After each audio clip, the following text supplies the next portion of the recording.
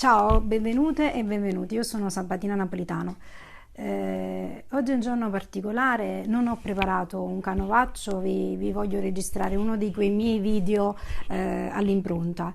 Mi sono fatta trovare con questo abitino di carnevale, di Halloween, di Babba Natale, Mamma Natale, in realtà ho anche la mantella che indosserò, non è una performance. Noi ci siamo lasciati con la diretta che abbiamo fatto insieme ad Andrea Inglese, in cui abbiamo parlato un po' della condizione dell'artista nella società contemporanea, e questa non voleva essere una performance, avevo già in mente di mettere qualcosa di carino per Natale, anche perché il mio libro Origami, il libro di narrativa, uscirà a breve. Quindi sarà un bello Natale per me, sotto questo punto di vista, e spero che accadano altre cose. Sì, in definitiva, quindi non ho preparato un discorso. Sapete, a me piace proprio colloquiare, mi piace molto comunicare con le persone, e anche nella coppia apprezzo il dialogo. Una coppia senza dialogo è nulla, infatti lui sa di questo video, sa che avevo preso anche avevo preso questo vestitino per Babbo Natale. Allora, in generale, quindi sì, non si tratta di una performance questa, ma piuttosto di un saluto, di un augurio, di un benvenuto anche in quest'altro mondo, in questo nuovo mondo della narrativa. In questo nuovo mondo della narrativa ho deciso di parlare poi di due libri di Melania Mazzucco, Sei come sei e Il Museo del Mondo, dei libri meravigliosi di cui parlerò a breve. Siccome oggi è un giorno lavorativo, sì, però si ricordano tutti i morti. Ecco, noi per chi si occupa di letteratura, per chi bazzica continuamente la saggistica, la narrativa, la poesia, è chiaro che noi ci rifacciamo alla tradizione, siamo intrisi di tradizione. E nella tradizione incontriamo i morti che ci formano e sono la nostra memoria, quindi questa è l'attenzione particolare alla memoria. Io volevo leggere per l'attenzione ai morti una poesia da corsivo che avevo dedicato ai morti e che ho letto, se non vado errando, sì, con Livio Partiti nell'intervista, e poi volevo leggere una poesia che avevo scritto su Origami. Ne ho scritte diverse in questo libro, ma probabilmente ne leggerò una, e volevo leggere una poesia di Adriano Spatola. Io ho amato da subito Adriano Spatola, subito. La sua poesia mi ha talmente colpita nell'immaginazione che io ho scritto una raccolta a parte, che poi è stata pubblicata, un pezzo ne è stato pubblicato sul blog Poetarum Silva, si parla di diversi anni fa, dal titolo Mani Rosa. Mi sentivo ispirata, io non conosco nessuno che si chiami Rosa, né avrò contatti con qualcuno che si chiama Rosa, no.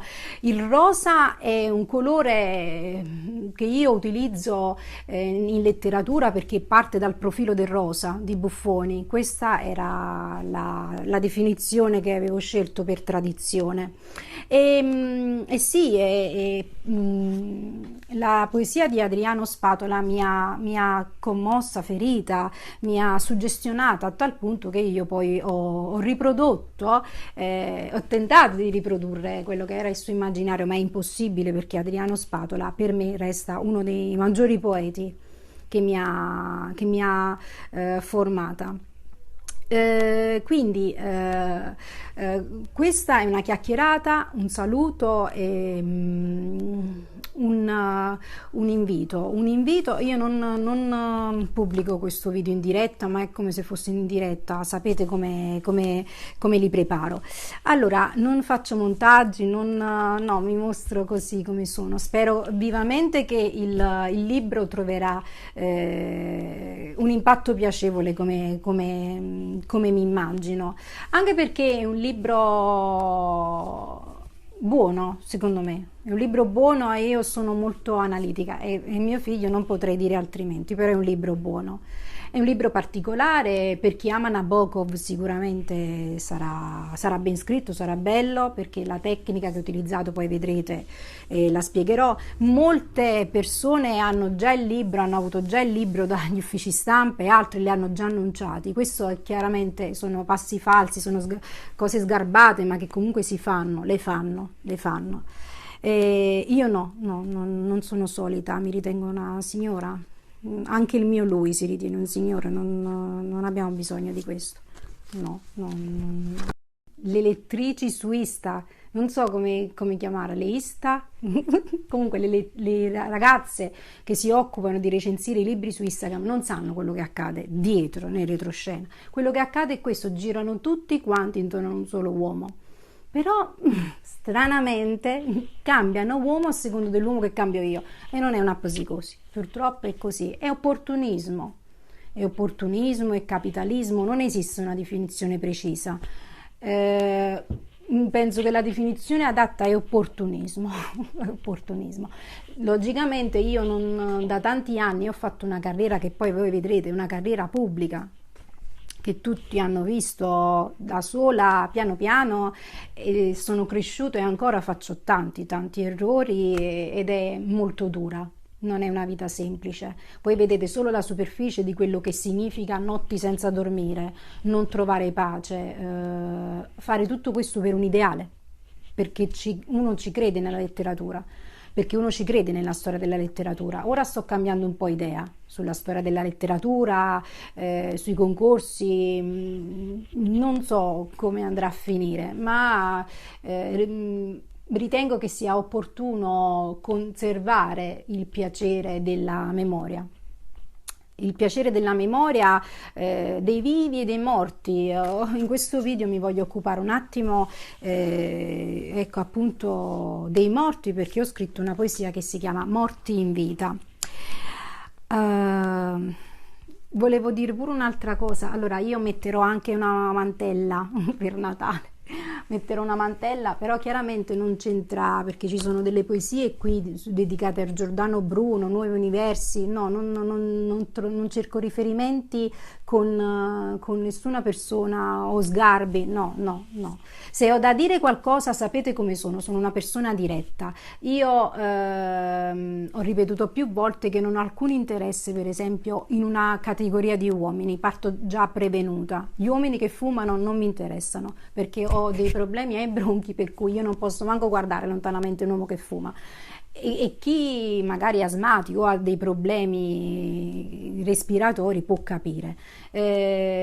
Questo in generale per dire che veramente come appaio così sono, non ho dietrologie, non sono una persona strana, sono una persona veramente sincera.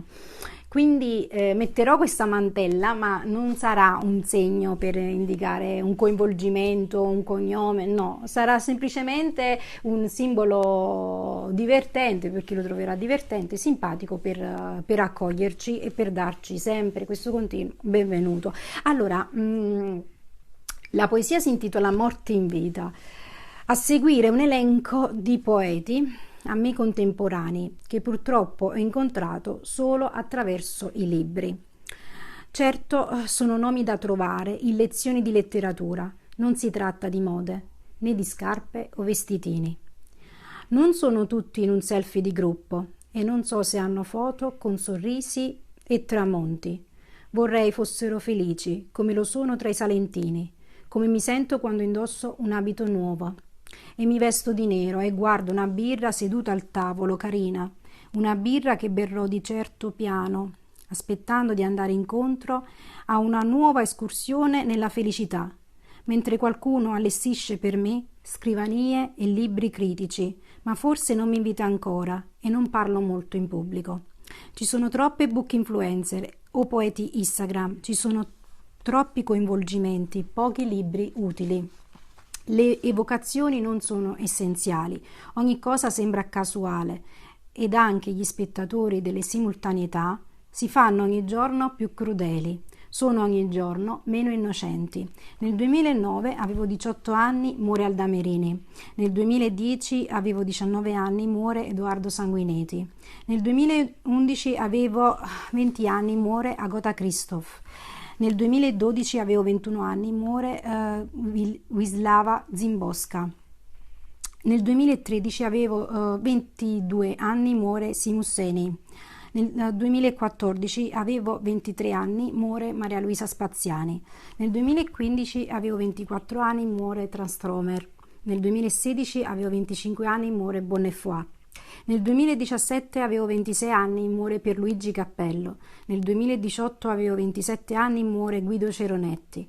Nel 2019 avevo 29 anni, muore Nanni Balestrini. Successivamente sono morti Benedetti, Bordini ed altri, tanti maestri.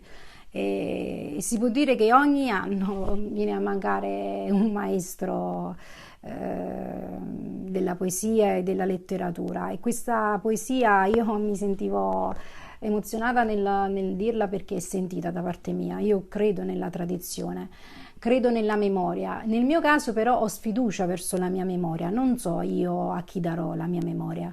In passato mi hanno addirittura detto di mettere dei libri in delle università, però è una cosa che non ho fatto perché sono viva, sono viva. Adesso devono avvenire le condivisioni, adesso devo essere invitata alle letture. Ma al di là del libro di poesia che continuerà a fare la sua storia, sapete che il prossimo libro lo pubblicherò tra molti anni. Volevo legarmi ad Adriano Spatola, che c'entra anche in un modo o nell'altro col romanzo, poi capirete perché. E volevo leggere semplicemente una poesiola per non farla troppo lunga, per non distrarci troppo. Allora, l'anno scorso segreto, dodecafonia per calendario, gennaio forse, neve e sale, sono sentimenti dilatati, pensieri pensati per pensare con prudenza, a gesti intimi e alieni di un diagramma che la vita offre appena scompensato, in giochi o enigmi, in segni rosicchiati, nella zona sensibile della cute rugosa, del corpo congelato nell'apposito ghiaccio, parlo del suo corpo sbagliato e provocante. Neve e sale sono un convincimento insultante, autolesionista, insanguato, irritante. Ma la pigmentazione è leggera e arrossata, strofinata, con dita fredde e unghie corte, sbadatamente colpevoli, un po' di morte. Non per questo insincere o incapaci, anzi tenaci, anche se troppo meccaniche, troppo umide, bagnate, oppure rugiadose, nel bianco della neve e del sale accecante che il tempo nel frattempo può accumulare, intenerito per le vere verità che verranno, in gennaio, che è il primo mese dell'anno. Una poesia stupefacente, meravigliosa, e c'entra anche con il Nobel, perché io ho pubblicato anche un bicchiere di vino che tenevo tra le mani, che è un vino a cui io mi rifacevo il 1° gennaio. Sì, non vedo l'ora di acquistare i libri dell'ultimo Nobel che non ho letto ancora e di parlarne poi più approfonditamente. Grazie a tutti, ciao.